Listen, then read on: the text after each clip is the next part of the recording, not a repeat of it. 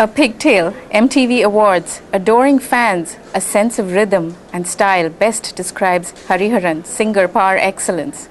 His phenomenal vocal range and talent has been demonstrated in mediums including classical, ghazals, pop, and film songs.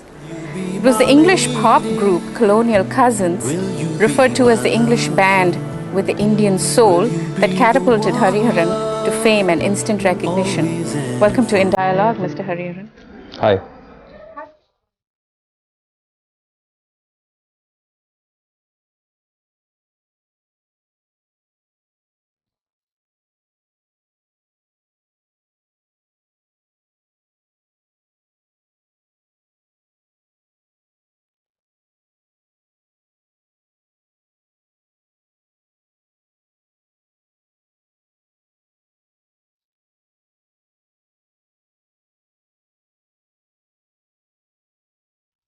How did you come up with the name Colonial Cousins? Well, colonization has left a lot of fusion elements in our country, and I think fusing our music with the English music was one part of it, and so we thought we'll call the Colonial Cousins. Why the cousins then? Cousins, we are cousins to the colonies. How did you meet Leslie? Les is very much a Bandra boy. Bandra is a small suburb of Bombay, and we have been working together. I mean, we used to produce a lot of jingles and things like that, commercials, and I used to sing for him. And you want me to tell more about how the Colonial was formed? Please. Sure. Okay. We were at a studio recording a jingle, and the script had not arrived, the brief had not arrived. It was supposed to come from Delhi.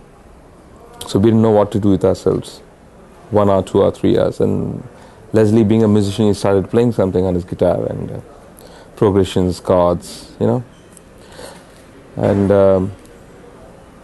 I was just sitting beside him and started singing. And we kind of jammed for about half an hour, you know, and it was so spontaneous, and a lot of energy was there.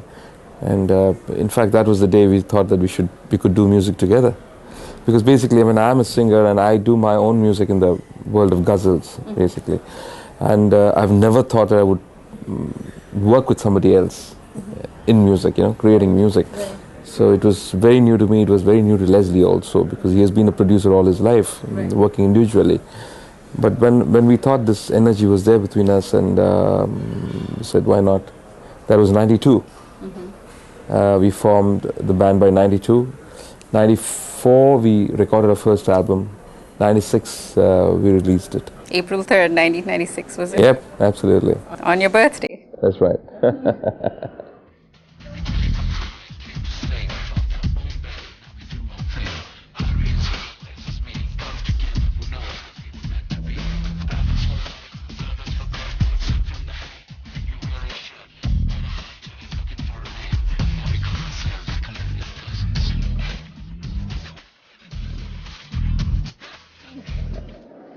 So how did you choose English as the medium for that album?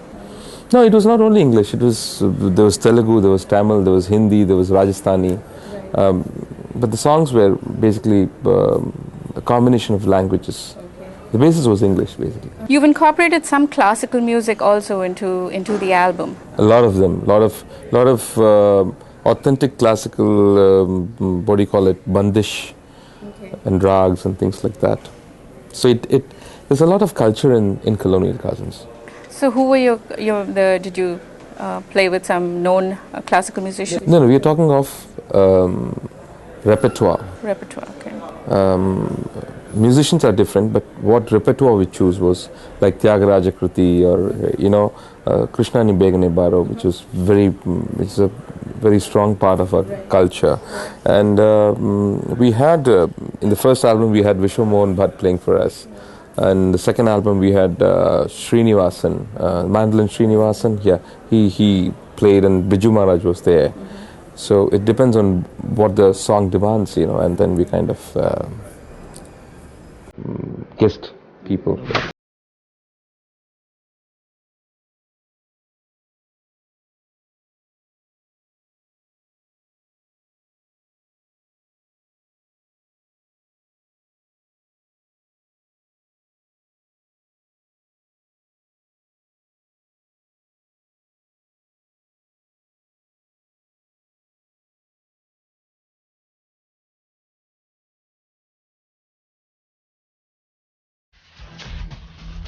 Yeah, yeah. We are working on the third album. In fact, on my way back, I'm going to London to. We are doing the vocals for the album, and Les is already there, and I think it should be ready by Feb. So is that you're going to have something different? Well, wait and watch. It is said that you practiced for about 7 hours a day when you were growing up. Yeah, I mean, I think it's a lot of. If you have to be a classical musician, so you have to put in those hours, especially when you're the formative years. Not that we should not practice. No, we should practice. Yeah, but we don't get time. It's not practical because we are on the road and we kind of we're already performing every day or recording every day. So there's a time and period when people have to undergo that kind of training, you know, and then that gives you energy even today. Right.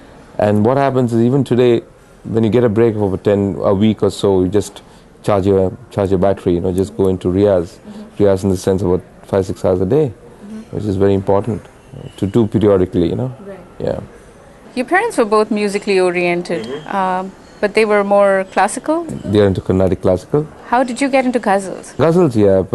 I've been a Bombay boy, you know, born and brought up here, and our family is such that we are open to any kind of good music. You know, it's not that only Carnatic music is played or heard. We used to hear Amir Khan Sahab and Bade Ghulam Ali Khan Sahab, their tapes. I mean, and being in Bombay, and I did my schooling in Don Bosco, and then did my. Basically, any metro city has got so much different cultures to add to give it to you. You know, so I've gone through the same influences as anybody else. And I started learning Hindustani classical from Ustad Ghulam Khan Sahab. That was in 74, 75. And then I was inspired by Mehdi Hassan, the great master from Pakistan, the legend, I would say. I loved the way he sang his ghazals, and I liked that format of music. And I took to singing ghazals and composing them. How different do you think is like singing ghazals compared to pure classical? Very different, because ghazals are basically Urdu poetry. The word ghazal itself means love, talk with your beloved. So there's a lot of conversational element in it. There is, I mean, on the surface you don't see dramatism, but there's a lot of dramatism in singing in emoting. Every word has to be emoted the proper way. The way it has to be said properly, and I think it's a middle of the road music, but it's very interesting. Yeah. You cultivate a certain style, a panache with the long hair and the clothes. What kind of statement are you making? What kind of statement I'm making? I sing traditional music. I'm a purist in my own way, but I want to reach out to the young, to today's generation. I'm today's generation, even though I'm 40 plus, you know, but I'm today's generation. I want to touch them. I want to be with them. It's very important that we communicate our culture and our values of music to them. Yeah. And I think you do, because children all over are singing your music, right? Yeah, I just hope, it stays that way, yeah. You have a voice that scales 3 octaves. Have you utilized that in any particular song? Yeah, some of my ghazals, Colonial Cousins I've used. Let Me See the Love in Your Eyes, that's one song which I've scaled there. And I do use it a lot in my performances, and 2 or 3 songs particularly, Rahman's one is a very, very light number, Telephone Manipur, but there's actually, you go to a 3rd octave in one of the places, and then you have Vendilave. The love. I mean, we are there on screen most of the time, and even singers, I mean, we do our own videos, and so people like to see us, and the personality is a very important aspect today. I mean, you might be an introvert, but when you go on the camera, I mean, look at me, I'm blabbering for the last 15 minutes. Maybe I don't talk so much, but then you have to talk and you have to communicate with people. Yeah. Do you modulate your voice to suit different actors? Not, I wouldn't say actors, but I modulate my voice according to songs. According to songs. Yeah. According to the octaves in which I'm singing, or according to the mood. The tune and the words, they dictate to me as to what the song should be like. And it kind of subconsciously, we do what's needed in the song. Right. But I don't modulate my voice for actors. I don't do that. Yeah. I can understand. When I was singing once for Firoz Khan's son, Premagan, and he's a young kid. So Firoz said, "Hari, you're 20." I said, "Okay, I'm 20." So we kind of, I made sure that I was not touching the low notes full blast. Which composer-lyricist combination would you like to work with, have worked with very well in the past? Two people from the north I've loved working with. This one is Gulzar Saab and Javed Akhtar. I worked with composers like, for yesteryears, like R.D. Burman, and but unfortunately I didn't have much work then. I got some songs, few songs here and there, I have worked a lot with Vishal Bharadwaj, the guy who gave music to Machis. Right. Yeah. Vishal is Anu Malik. I've worked some few songs with him. In fact, I've done a very good song for him for Subhash Ji's new film Yade. And of course Rahman. I've been working with him since '92, and I would definitely feel that he's been responsible in kind of showcasing my voice to the commercial world. So I said definitely, and then since then I've been working with him. It's great working with him. Yeah. How difficult was it to get your foot into the film music industry? Prior to, did you try before the advertising? Yeah, I did. In the sense, my struggle was always to be an artist, not to be a recognized artist. The struggle was internal, I would say. I knew I had a different style, I had a different voice, and it always takes to establish that style. What Western rock groups did you listen to while you were growing up? Oh man, I have been. Have you heard of the Woodstock culture? Yeah, I grew up those days.